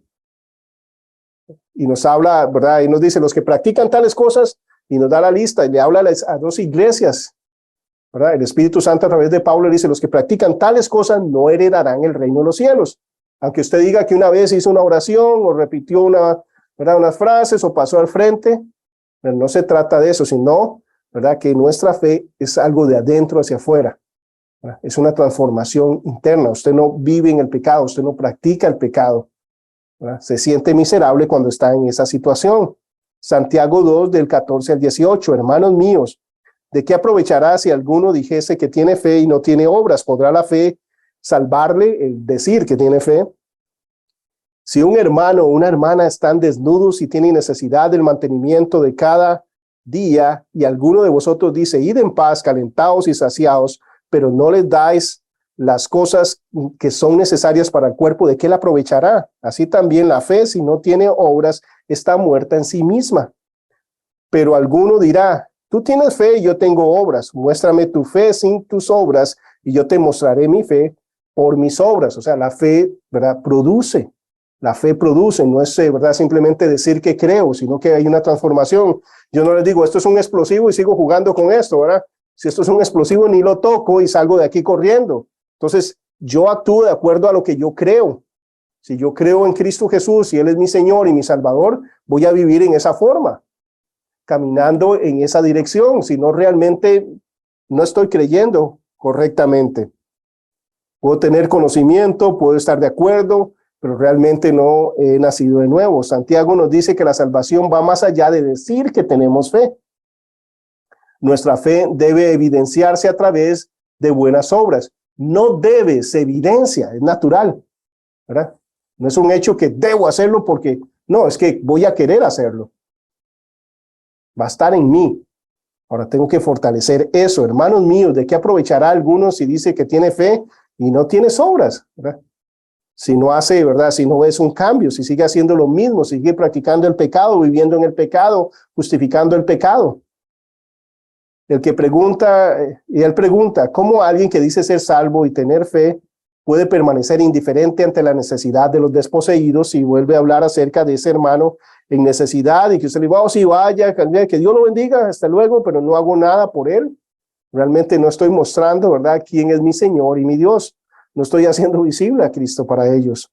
Alguno que se comporte de esta manera y diga tener fe, esa fe es vana, porque la verdadera obra de la salvación que el Señor opera transforma totalmente a las personas que creen y lo capacita para toda buena obra, lo guía en esa dirección. Son las obras una evidencia de que Cristo nos ha cambiado y estas vienen de un verdadero acto de fe, tal como Santiago a través de nuestras obras muestra que la fe se revela al mundo, ¿verdad? A través de las obras es que revelamos, a través de nuestros actos, a través de que somos diferentes, hablamos de la genuinidad de nuestro cambio, de la genuinidad de Dios. Es como cuando yo digo, Dios es, ¿verdad? Dios es todopoderoso, yo estoy en sus manos, estoy bajo su control y todo lo demás, y vivo, ¿verdad?, en depresiones y todo lo demás por las situaciones. Entonces, ¿realmente estoy creyéndolo o no? Ok, ahí es donde tengo que ver, bueno, ¿qué estoy luchando? ¿En mis recursos o en los recursos de Dios? ¿Dónde está mi devocional diario? ¿Dónde está mi tiempo en la palabra? ¿Dónde está mi tiempo en oración, en intimidad con Dios? ¿Dónde está todo eso? Generalmente cuando yo soy, eso es lo que me alejo de esas cosas. Eso es lo que el enemigo quiere, porque ahí vamos a estar fortalecidos, voy a tener una perspectiva de lo eterno, voy a caminar con confianza en el Señor, voy a hacer testimonio a los demás cómo sufre alguien que tiene su confianza en Cristo Jesús, alguien que entiende, ¿verdad?, que no se trata, ¿verdad?, de estar bien confiado y tranquilo con las cosas materiales, sino de glorificar a Dios. Pero alguno dirá, tú tienes fe y yo tengo obras, muéstrame tu fe sin tus obras. Bueno, ahí es lo que habla, ¿verdad?, es el asunto, ¿verdad? La fe se nota, la transformación se nota en nuestras vidas. El creer en Cristo Jesús hace cambios en nuestras vidas, no simplemente es un discurso teológico o una razón intelectual, sino que es una verdad de vida, hay una transformación real.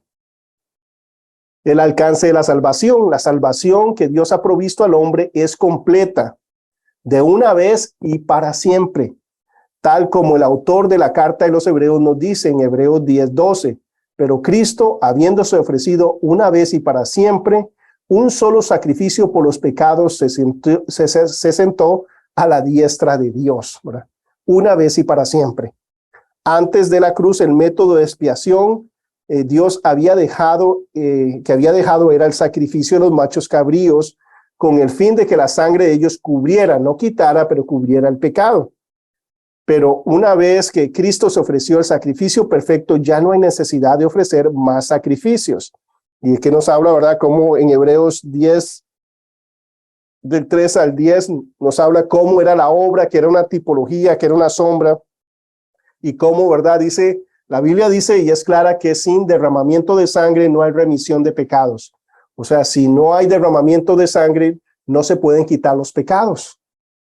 Entonces, alguien tuvo que pagar, y todos esos corderos degollados, todos estos animales, ¿verdad?, que eran degollados y demás, era la representación, una tipología del sacrificio perfecto y santo que iba a venir en Cristo Jesús, ¿verdad? El Cordero de Dios que quita el pecado del mundo, como lo dijo Juan el Bautista. Es el sacrificio máximo y perfección. Entonces, imagínense lo que significa para alguien que se enseña hoy en día que la obra de Cristo no es completa. Sino, si cree en Cristo Jesús, pero además tienes que ir a tocar puerta por puerta y hablarles para hacer puntos, ¿verdad? Sí, la obra de Cristo, pero si no te guardas el sábado, ¿verdad? No puedes, no vas a ser salvo, y es la marca de la bestia. Sí, ¿verdad? Esto, pero circuncidarse, sí, pero, ¿verdad? No, es completa y absoluta la obra. El sacrificio es tan perfecto, lo que se dio en nuestro favor es la perfección misma, Dios mismo muriendo en una cruz. Eso es lo que se pagó por nosotros. Por eso podemos, ¿cómo entrar delante del trono de la gracia? Confiadamente, no con temor como el sacerdote amarrado después de hacer sacrificios con una cuerdita, con campanitas, temblando en la presencia de Dios, ¿verdad? Una vez al año, un solo sacerdote. Esa era la forma. Ahora podemos entrar confiadamente porque como se imputó el pecado, se imputa la justicia de Cristo. O sea que Dios nos mira como si fuéramos Cristo. ¿Y cómo fue Cristo?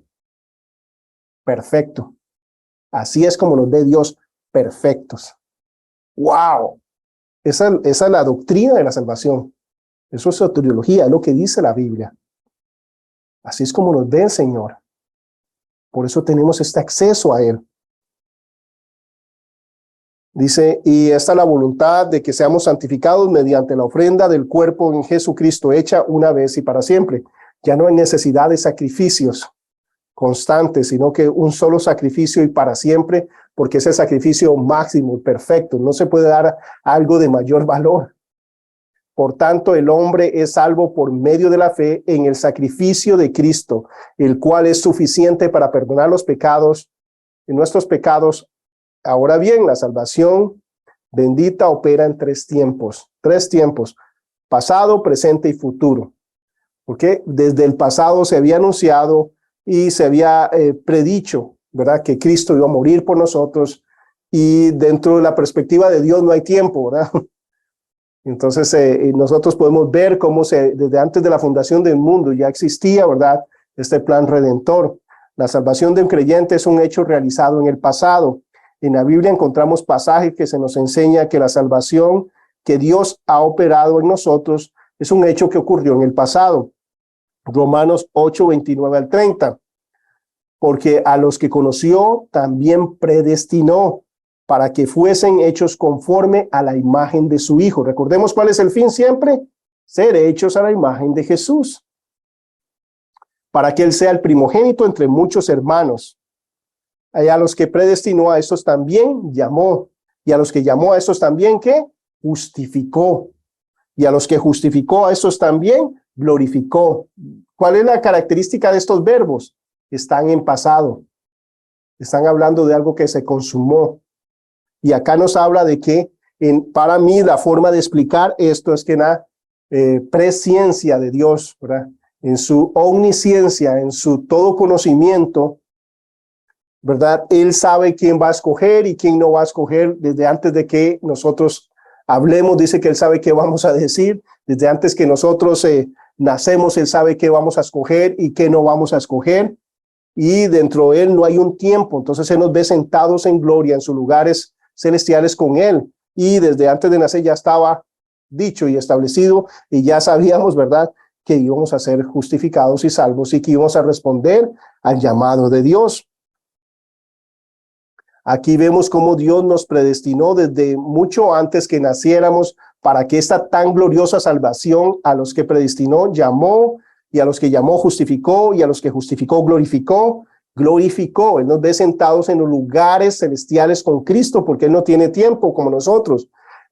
No es como que yo les diga quién va a ganar, ¿verdad?, el domingo, si, ¿verdad?, la U Católica o el Colo-Colo, o no sé, ¿verdad?, cualquiera de estos equipos.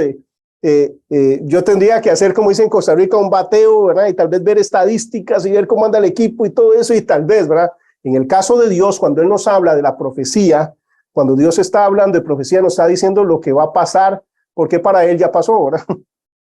Es un hecho. Entonces Él no está tratando de adivinar, sino que ya es.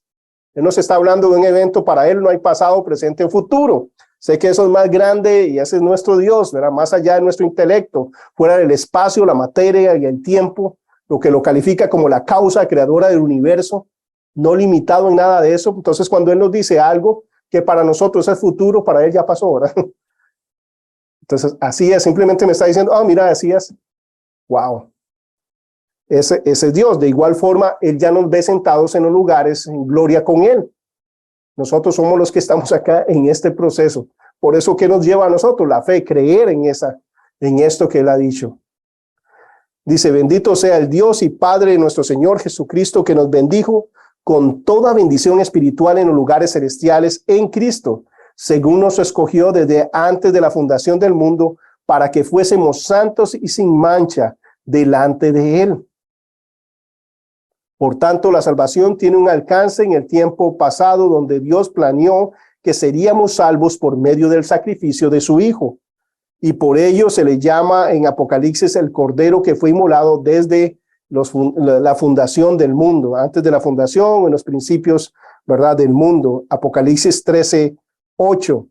Y lo adoraron todos los moradores de la tierra, cuyos nombres no estaban escritos en el libro de la vida, y del Cordero que fue inmolado desde el principio del mundo.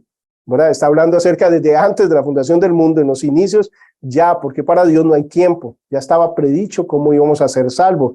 Algo interesante acá, han escuchado, ¿verdad?, ese verso que habla de que toda rodilla se doblará, toda lengua confesará que el Señor, ¿verdad?, que Jesucristo es el Señor. Cuando habla de eso, está hablando en su segunda venida, cuando Él viene a juzgar. Y eso son toda la gente que no creyeron en Él, que van a tener que adorarlo. Vemos acá que ¿quiénes son los que están adorándolo?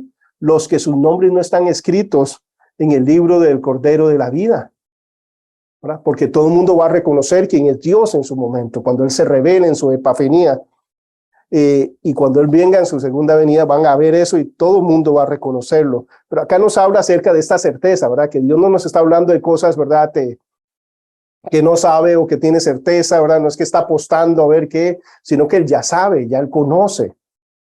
Aquí se nos presenta a Cristo como un cordero que fue inmolado, es decir, ofrecido en sacrificio por nuestros pecados desde el principio del mundo. Esto una vez más nos confirma que la salvación fue planeada por Dios para ser efectuada en nuestro tiempo. La salvación para el que cree ahora. Es cierto que la salvación del creyente es un hecho consumado en el pasado, pero también es un hecho, un don que se ofrece en el tiempo presente. Esta salvación actúa hoy librándonos del yugo del pecado. Vivimos ahora en libertad. Romanos 6:14, porque el pecado no se enseñoreará, no va a dominar sobre vosotros, pues no estáis bajo la ley, sino bajo la gracia. Gracias a esta salvación, hoy somos libres de toda condenación. Romanos 8:1, ninguna condenación hay para los que están en Cristo Jesús, los que no andan conforme a la carne, tratando de cumplir la ley, tratando de ganarse la salvación, sino conforme al Espíritu. Dice, en general, la salvación que Dios nos ofrece ahora es una vida nueva, 2 Corintios 5:17.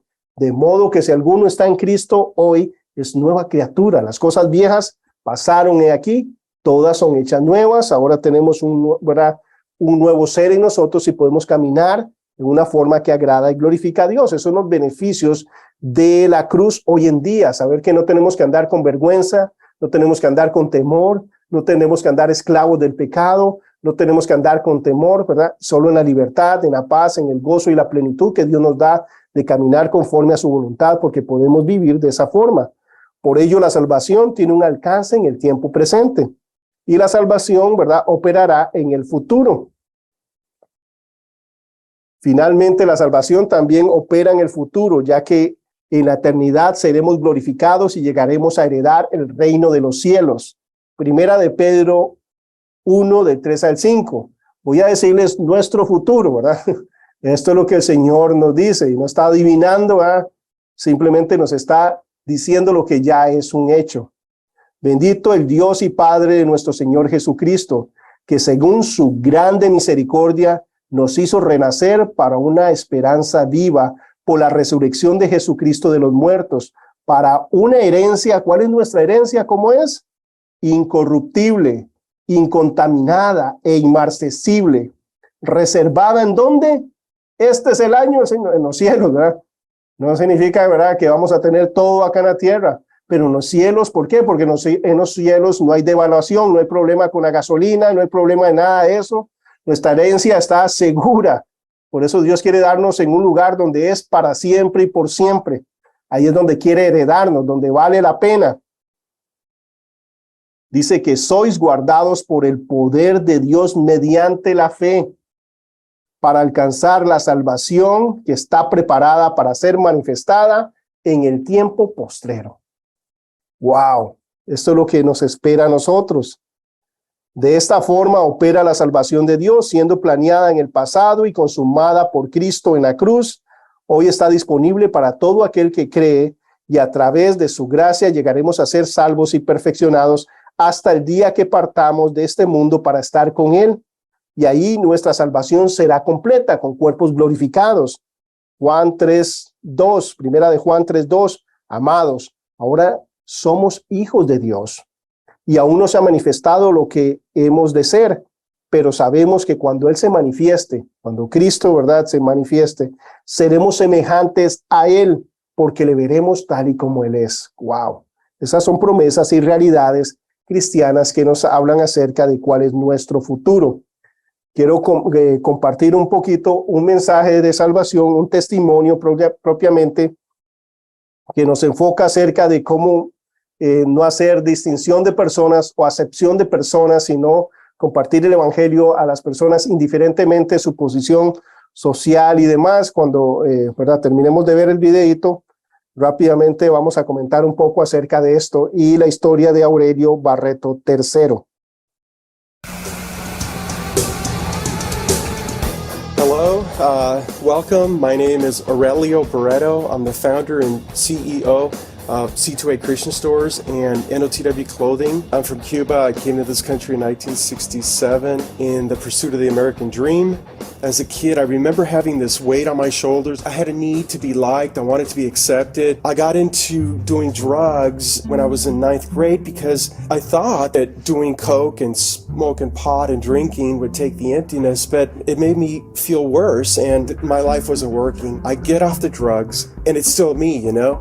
So I thought, if I could date the prettiest girl, if I could date the prettiest girl in the school, then people will like me. I'll be popular, I'll be accepted. It started with one girl after another, after another, after another. I was literally burnt out. I was just ready to die, and I'm ready to commit suicide because I realized girls can't fill the emptiness, the drugs can't take the pain away. I didn't know where to go. And then I remember why my parents brought me to this country in the pursuit of the American dream, and I start looking to being this moral man. I'm not into the sex, I'm not into the drugs. My life begins to change. I get married, I start working really hard, and I thought if I could make $1 million, then I'll be somebody. I started my first business and I started the second business, and I'm 25 years old, 27 years old, I'm 30 years old. I've got this company with 600 employees, sales of $62 million a year. My earnings were a little bit over $8 million. That's a lot of money. This time in my life, my house is in order. I was going to church. I would donate. I would tithe. I would do all the right things. But in the inside, oh my gosh, I was dying on the inside. I was like dead man's bones on the inside. I was full of pride. At the root of every imaginable sin, pride. It was always about me. Greed. I remember having 2 million, only wanting 5. Man, if I could just get to 10, you know, if I could just get to 15, then I'll be happy. Then my problems will go away. Then my house will be in order. 20 couldn't do it.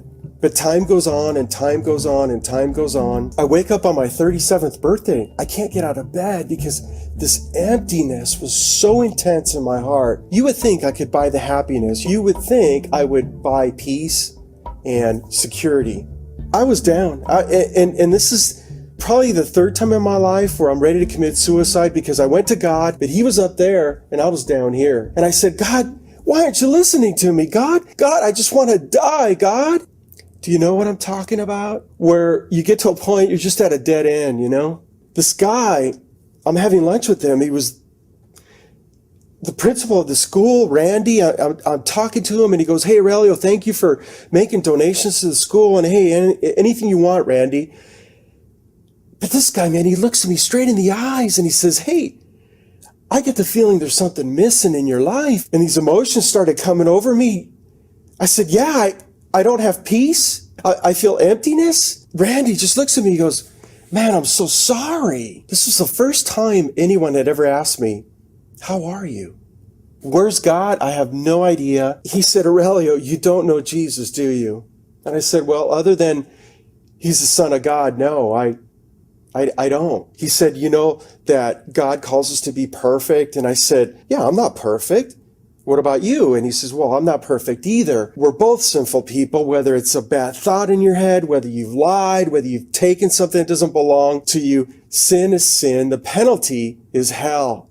What?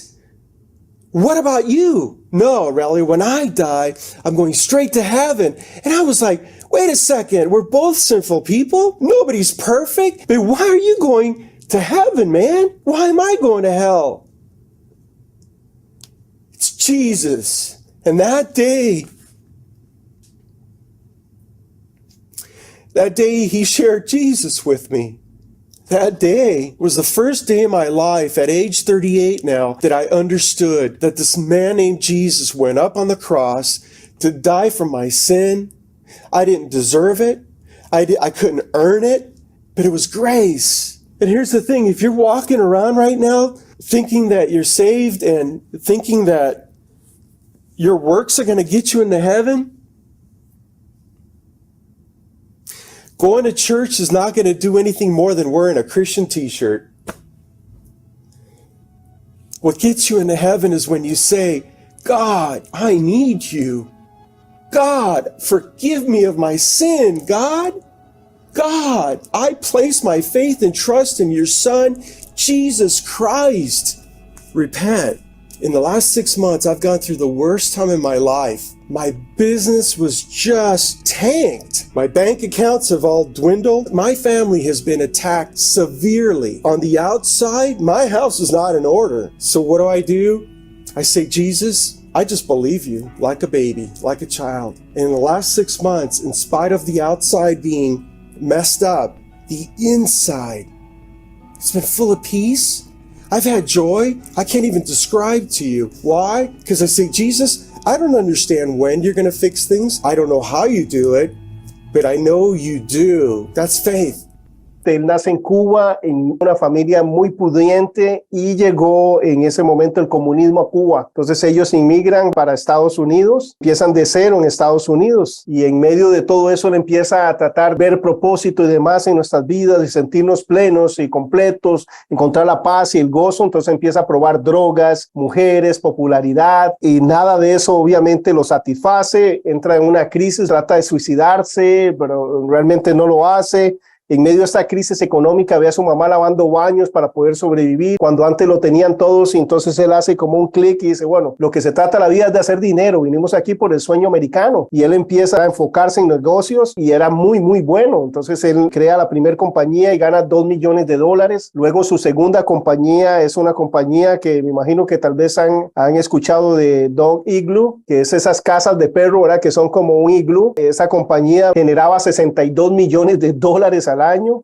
tenía 600 empleados, tenía presencia en 42 países y él tenía libre $8 millones por año libres. Aún así él no se sentía satisfecho. En este momento ya él era alguien moral, era alguien que asistía a una iglesia, era alguien que hacía donaciones.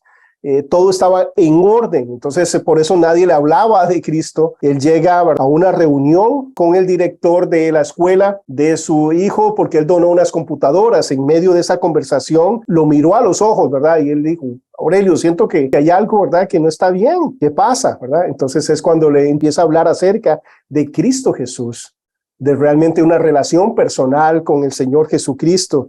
Y en el momento que él le pregunta cómo está realmente, ¿verdad? Él se quebró y empezó, ¿verdad? A llorar y demás, y le puso el plan de salvación. Él se arrepiente. Una de las cosas que él siempre soñó desde niño era tener un Porsche, ¿verdad? Este vehículo, ¿verdad? Aurelio lo logra comprar en efectivo. Es un carro que cuesta $220,000 y lo compra en efectivo, y ahí lo está manejando en Pacific Coast Highway, que es una de las carreteras a la orilla, ¿verdad? Del Pacífico acá en California. Maravilloso, ¿verdad? En medio de eso él estaba esperando, ¿verdad? uy, el boom, wow, ya lo logré, ¿verdad? Y dice que no encuentra esa satisfacción. Entonces llama a su mejor amigo una vez que él acepta a Cristo Jesús, un socio de 10 años y empieza a hablar con él y le dice, Marcos, no sabe lo que pasó, ¿recuerdas con lo del Porsche? Sí, man, qué lindo, man, me encanta el Porsche. Dice, lo que yo estaba buscando, esa satisfacción que nunca vino, ahora sí la obtuve. ¿Y qué negocio hizo? ¿Verdad? Le decía el socio. ¿Qué hizo, Aurelio? Entonces, no, es que encontré plenitud y ahora sí estoy, ¿verdad?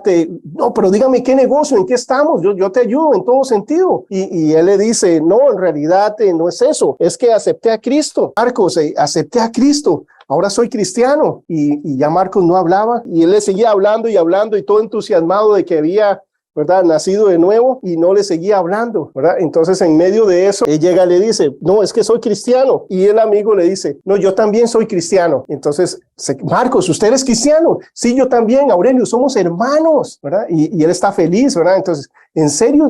Sí, somos hermanos, Aurelio, qué decisión más importante y todo lo demás. ¡Wow! Y Aurelio se queda así como hermanos. Sí, porque ahora los dos vamos a ir al cielo y todo lo demás. Y Aurelio se queda, ok, un momento. Marcos, usted me está diciendo a mí que por 10 años usted sabía que yo iba rumbo a un infierno y usted nunca me dijo nada. Eso es lo que usted me está diciendo. Que por 10 años usted sabía que mi esposa, que a veces se levanta a las 12 de la noche para atendernos después de una junta y hacernos comida, y lo vea usted con un hermano, que usted sabía que ella iba rumbo a un infierno eterno y usted no nos dijo nada. Lo que usted está diciendo, mi amigo, mi hermano, me dijiste, lo que me estás diciendo, hermano, es que por 10 años usted sabía que mis hijos, que lo ven a usted como un tío, que lo aman, que lo quieren, que es el primero que invitan a sus fiestas de cumpleaños, usted sabía que mis hijos iban rumbo a un infierno y usted nunca nos dijo nada. Marco, ¿sabes qué? Usted no es mi amigo. Y colgó el teléfono. ¿Por qué uso esta ilustración? Esto no lo cuenta en el testimonio, sino él personalmente cuando estuvo acá con nosotros hace muchos años en la iglesia, porque a veces tenemos relaciones, a veces nosotros no somos intencionales con personas a nuestro alrededor, no compartimos el evangelio con ellos y a veces perdemos oportunidades, pero recordemos, no queremos, Pablo decía, yo les he dado todo el consejo, yo no quiero que nadie pueda decir, ¿verdad?, que su sangre estaba ahí, que yo sabía y nunca les dije. Nos habla acerca de esa responsabilidad que tenemos, porque tenemos la luz, porque tenemos el mensaje, porque tenemos la verdad. Y una de las cosas que Aurelio hizo a los años fue que Dios le dice, háblale, tiene ahora un socio mayor, Aurelio está rumbo a una junta, a un restaurante, y el Señor le dice, háblale de mí, a esta persona, una persona mayor, un socio que respetaba mucho, pero Aurelio, adivinen qué, tenía un mejor plan que el de Dios, ¿recuerdan? El camino de Dios o el camino del hombre, ok, Aurelio dice, no, Señor, mira, es que vamos a ir, es un lugar público, va a ser como muy incómodo para él, hablar de las cosas de Dios y todo eso, que son lo mejor, papito, pero para él puede sentirse incómodo y demás. Lo que voy a hacer, Señor, es lo siguiente. No le voy a hablar hoy, pero lo voy a invitar para que la próxima semana voy a hacer en mi casa, ¿verdad?, un asadito, ¿verdad?, una barbacoa ahí. Vamos a tener un tiempito solos, tranquilos, y ahí le explico todo el plan de salvación. Voy a tenerlo todo con calma. Entonces es mejor, y Señor, háblale de mí. Y Aurelio no lo hace. Entonces esa semana se convirtió en 3 meses, producto de los viajes y todas las cosas que hacía. Cuando él regresa del viaje, llama a su amigo para reunirse y le contesta a la esposa del amigo y le dice, Aurelio, qué pena, yo estaba tratando de comunicarme con usted. Y sí, ¿verdad? ¿Dónde está su esposo? Quiero hablar con él, quiero reunirnos. Dice, él murió. Dice, murió hace 2 días. Pero ¿cómo? Si yo lo vi, sí, dice, fue algo repentino. Es más, te estoy hablando en esta forma tranquila porque estamos en shock, todavía no entendemos qué pasó, pero él ya partió con el Señor. ¿Recuerdan lo que le había hecho su amigo? Lo que Marcos hizo con él, dice Aurelio, en ese momento yo sentí que yo hice lo mismo con él. Y dije, nunca más. Entonces Aurelio vendió su compañía, ¿verdad?, y se dedicó, dijo, viste en el testimonio, él se dedica a hacer campañas evangelísticas por diferentes partes en Estados Unidos. Y otra cosa, lo que él hizo fue una empresa, y esta empresa se llama C28, ¿verdad?, que viene de Colosenses 2:8 y not of this world, o sea, fuera de este mundo. Y esas son las marcas que él hizo 11 tiendas en California, y esas tiendas, cuando vas ahí, oran por ti, ¿verdad? Eso hace muchos años, creo que ya hoy no están, ahora están cambiando, ¿verdad?, diferente mercadeo, pero en su momento, ¿verdad?, la gente iba a estas tiendas y lo primero que hacían es orar con ellos, ¿verdad? Hablarles de Jesucristo. Todos los empleados eran cristianos y tenían que compartir el evangelio con las personas que fueran. Entonces habla, ¿verdad?, de cifras igual, ¿verdad?, de 80,000, ¿verdad?, personas que han aceptado a Cristo, ¿verdad?, en sus tiendas y demás, pero se dice, yo nunca más voy a pasar un día que no hable de mi fe a las personas a mi alrededor, porque no me va a pasar eso. Pero a lo que voy yo es que está pasando con nosotros, ¿verdad? Tal vez nosotros hemos tenido personas a nuestro alrededor por años y nunca le hablamos de Cristo. La idea con esto es despertarnos a qué, a hacerlo, a saber que las oportunidades que tenemos son únicas y que somos, ¿verdad? Tenemos una influencia en el lugar y Dios nos manda, ¿verdad?, a hacer claro lo que tenemos que hacer, ¿verdad? Entonces, ¿qué tenemos claro por hacer, ¿verdad? Hay personas, no es salir, ¿verdad? No estoy diciendo que vayamos a las 10:40 en este momento, no sé si Dios nos va a llevar o no allá, pero sí sabemos que ahorita en nuestro barrio, en nuestra familia, ¿verdad?, en nuestro alrededor hay personas que aún no conocen, ¿verdad?, de Cristo Jesús. Entonces aprovechar todas nuestras relaciones, nuestros lugares de influencia para compartir puntualmente el evangelio de Jesucristo.